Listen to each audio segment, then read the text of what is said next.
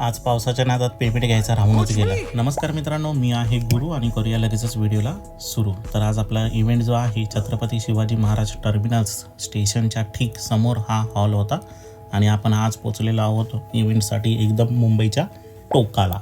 आणि इथे गेल्यानंतर आपला क्लायंटचा आजचा बजेट जो आहे तो खतरनाक लेवलचा होता, त्यामुळे आपण इथे बलून्स जे आहेत भरभरून वापरलेले आहेत आणि प्लस त्यांना क्रोम बलून पाहिजे होते, त्यामुळे आपण क्रोम्सचा वापर इथे बऱ्यापैकी केलेला आहे। इकडे दोन दोन आर्च होते, त्यामुळे आम्ही तिघे चौघेजण एकदम लागलो फटाफट कामाला। दोन दोन आर्च आणि डेकोरेशन पण टॉप नॉच इथे झालं होतं, बऱ्यापैकी चांगलं डेकोरेशन दिसत होतं।